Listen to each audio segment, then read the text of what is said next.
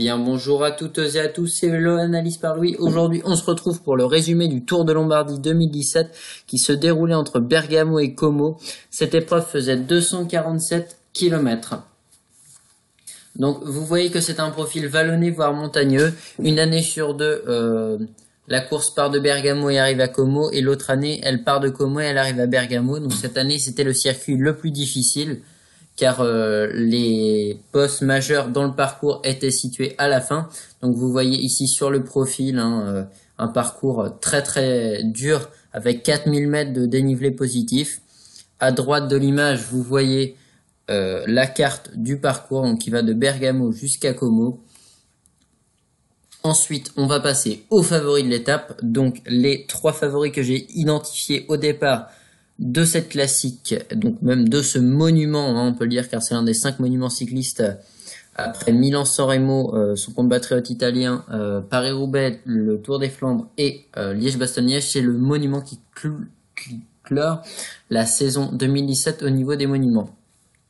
Donc on va reprendre. Donc les favoris de l'étape sont selon moi Thibaut Pinot, celui qui avait réalisé une belle 3e place en 2015, une 14e en 2013 et une 12e en 2012. Donc voilà, il est quand même assez régulier dans l'épreuve italienne, il l'aime et c'est déjà sa 6e participation, donc on devrait le revoir aux avant-postes.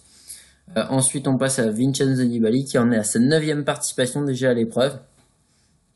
L'année où Thibaut Pinot avait fait 3e, le requin de Messine, comme on le surnomme, avait gagné largement cette épreuve. Donc attention à Nibali qui part en énorme favori. Les deux autres coureurs, donc Thibaut Pinot et l'autre Rigoberto Urán, partent quand même plus en outsider de l'épreuve. Donc Urán en est à son même nombre de participations que Vincenzo Nibali avec 9 au compteur. Il a fait 3e dans des éditions 2008, 2012 et 2016, donc il est très régulier sur l'épreuve. Il l'apprécie, et attention à Rigoberto Urán qui vient de gagner Milan-Turin. Pour revenir à Thibaut Pinot, il venait de faire 2e d'une course également en Italie, et Vincenzo Nibali était très régulier tout simplement. Il aurait pu en remporter plusieurs cette semaine, donc voilà, c'est pourquoi je cite ces 3 coureurs parmi les favoris aujourd'hui.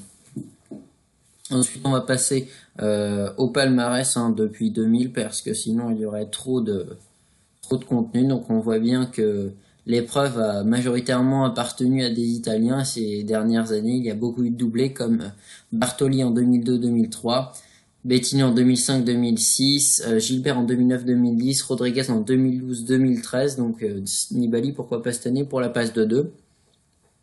Ensuite, on va voir également Damiano Cunego qui s'est imposé en 2004, 2007 et 2008. Donc voilà, et la dernière grosse performance française qui était sur un podium, c'est Thibaut Pinot en 2015. Donc ensuite, au Tour de Lombardie, au départ, Vincenzo Nibali a dit c'est une très belle course, j'aime cette course, j'espère monter sur la plus haute marche du podium. Donc voilà ce qu'a dit le requin de Messine avant le départ. Ensuite, je peux vous dire que l'échappée du jour était composée de Davide Ballerini, le coureur de la Androni Giocattoli, Lorenzo Rota, le coureur italien de la Bardiani, Mathias Le Tournier, le jeune grimpeur français de l'équipe Cofidis, Pier Paolo Denegri, le coureur de la Nippo Vini Fantini, l'italien, est également présent, ainsi que Jack Janse van Rensburg, le sud-africain de l'équipe Dimension Data. Et le dernier coureur présent dans l'échappée aujourd'hui était le néerlandais Lennart Hofstede pour la team Sunweb. On va voir que à 76 km du but dans une descente, Michal Kwiatkowski va imposer un gros tempo. Il va rouler et étirer le peloton comme il l'avait fait en 2015, mais cette fois c'était avec la formation Quick Step. Donc la Sky monte ses ambitions. La Orica également va prendre le relais. Elle, ce sera plutôt pour un Adam Yates. Ensuite, on va avoir un gros contre avec notamment Roglic, Cherel et Demarchi et de plus également, qui vont attaquer fort dans la grosse ascension du jour qu'on voit ici à gauche. Vous voyez cette ascension-là, ils vont attaquer ici. Finalement, Roglic va être relâché par Chiral. Chiral va revenir sur l'échappée matinale qui était plus composée que de Mathias Le Tournier et de Davide Ballerini, mais Mathias Le Tournier après va être tout seul. Il va être rejoint par Chiral et par De Plus. De Plus va être lâché. Il va tomber dans la descente. D'ailleurs, on a cru qu'il s'était fait très mal car son vélo est passé par-dessus le ravin en sa compagnie. Et on a cru qu'il y aurait pu avoir beaucoup plus grave que ça. Ensuite, on a une attaque très importante de Gilbert à 37 km de l'arrivée, une nouvelle fois suivie par Alessandro De Marchi dans une descente, puis Peyo Bilbao les rejoint. Ils reprennent Michael Chiral qui était en tête. Il est repris à 26 km de l'arrivée. Puis depuis la sortie de Philippe Gilbert, l'AFDJ impose un gros tempo en tête de peloton pour Thibaut Pinot, notamment avec David Gaudu. Puis dans l'avant-dernière montée du jour, ce sera avec Rudy Mollard. Ensuite, on a une information très importante, c'est que Dan Martin, au pied de l'avant-dernière ascension du jour, est lâché à 20 km de l'arrivée, donc c'est très inquiétant quand même, hein, pour le coureur qui avait peut-être la tête ailleurs, puisqu'il vient de passer de la formation Quick Step Floors à la formation UAE Team Emirates pour l'année prochaine. Ensuite, on va voir également une autre grosse information, Adam Yates, alors que ses coéquipiers avaient roulé quelques instants plus tôt pour lui, est lâché à 19 km de l'arrivée.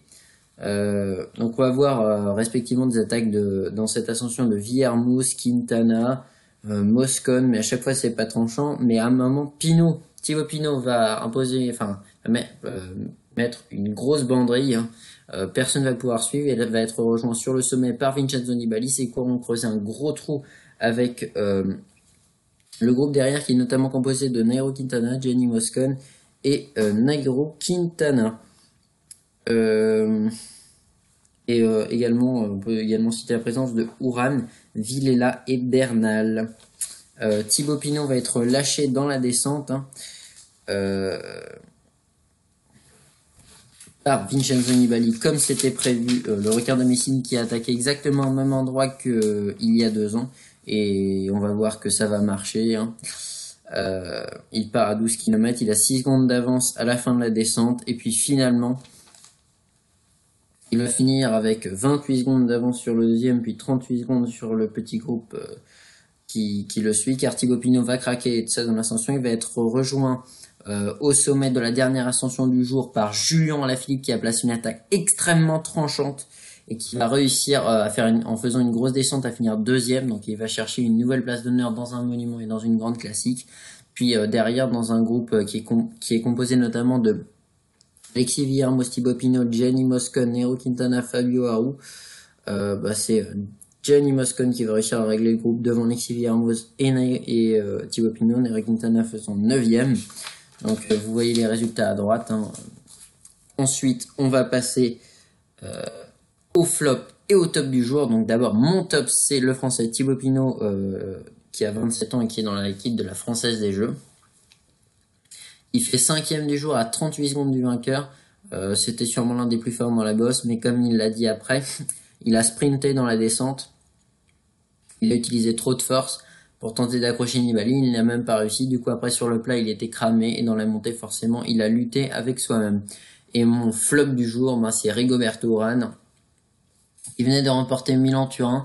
Il lui manque sûrement encore de la caisse pour réussir à tenir 240 km. Donc il a craqué dans la dernière ascension. Il fait seulement 22ème du jour à 2 minutes 20 du vainqueur. Donc c'est quand même assez colossal pour le coureur qui avait réalisé une belle 3ème place l'an dernier. Ensuite on passe aux interviews d'après-course. Donc pour le vainqueur du jour, Vincenzo Nibali, il a dit, je cite: l'équipe m'a beaucoup aidé et j'étais en condition optimale pour cette fin de saison.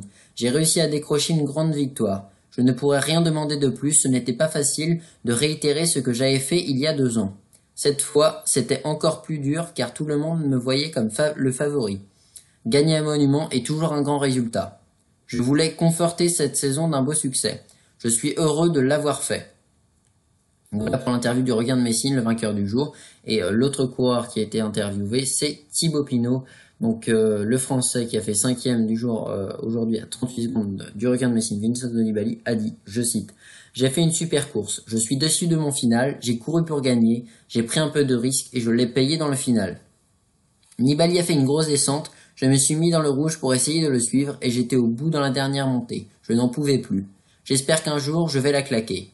Il reste encore beaucoup d'années. C'est dommage car aujourd'hui j'étais bien et j'avais une super équipe. Je reviendrai l'an prochain avec encore plus de motivation et un programme encore plus adapté. Donc voilà pour les mots du franc-comtois Thibaut Pinot, hein. Comme je vous l'ai dit, il s'est mis dans le rouge dans la descente et il l'a payé, hein. Donc dommage pour le coureur français qui, on l'espère tous, réussira à faire une meilleure performance dans les années à venir. Donc je vous présentais le Tour de Lombardie 2017. On se retrouve pour un prochain projet dans les semaines à venir. C'était Vélo Analyse par Louis. Je vous souhaite de passer une bonne soirée et à la prochaine. Ciao ciao.